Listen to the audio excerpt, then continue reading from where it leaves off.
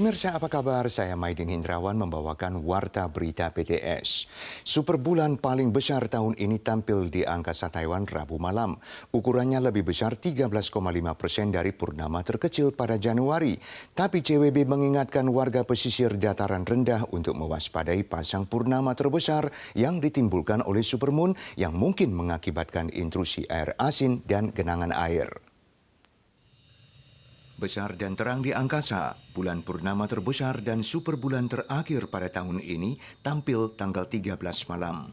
超级满月一年大概出现个30到40左右，而在一个超级满月里面，最大的那一次才是最大满月。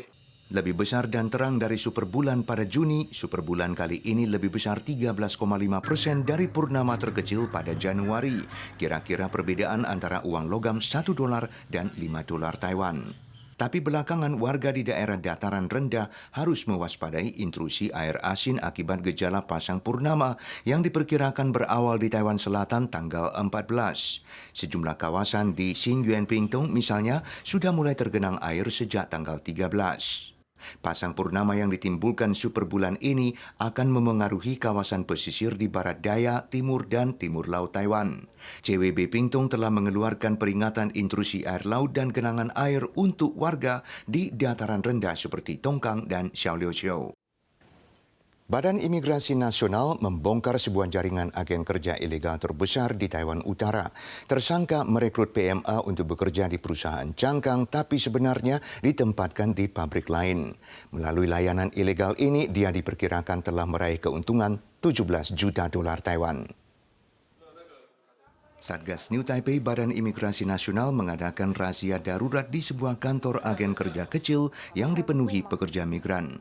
Usai menyita cap perusahaan dan dokumen bersangkutan, anggota Satgas menyerbu ke tempat tinggal tersangka utama bermarga Wei dan berhasil menciduknya di toilet.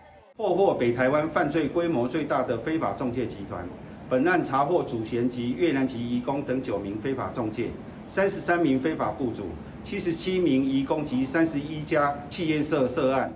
NIA menemukan tersangka merekrut PMA melalui perusahaan agen kerja miliknya untuk bekerja di perusahaan cangkang, tapi sebenarnya ditempatkan secara ilegal di pabrik manufaktur dan makanan.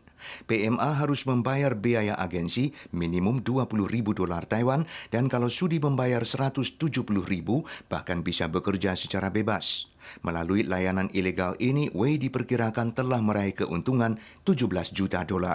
Tapi dari manakah asalnya PMA? Rupanya Wei berkomplotan dengan seorang agen kerja Vietnam di Taiwan yang membantu merekrut pekerja dari negaranya. Kini kasus sedang diselidiki atas pelanggaran penipuan dan perolehan keuntungan melalui perantara ilegal. Serikat Kerja khawatir mayoritas PMA terkait juga adalah korban, maka meminta klarifikasi selanjutnya dari pihak berwenang. Departemen Tenaga Kerja New Taipei mengingatkan majikan tanpa izin yang merekrut PMA ilegal atau merekrut PMA untuk bekerja bagi pihak ketiga telah melanggar UU Jasa Kerja. Maksimum bisa didenda $750.000 Taiwan.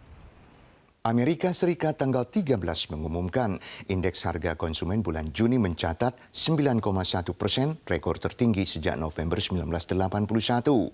Hari yang sama untuk menekan inflasi, Bank Sentral Kanada mengumumkan kenaikan suku bunga acuan sebanyak 100 basis point, tertinggi dalam sekali revisi sejak 1998.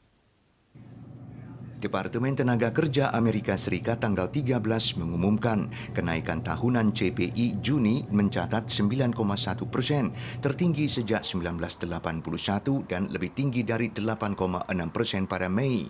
Dihitung secara bulanan, kenaikan Mei hingga Juni 1,3%, April hingga Mei 1%.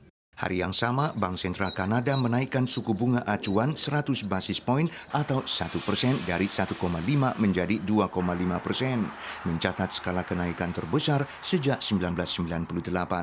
Kenaikan suku bunga bertujuan menekan inflasi dan Bank Sentral tidak menutup kemungkinan kenaikan berikutnya di masa depan. Pemirsa sekalian, sekian Warta Berita dari PTS. Sua lagi pekan depan.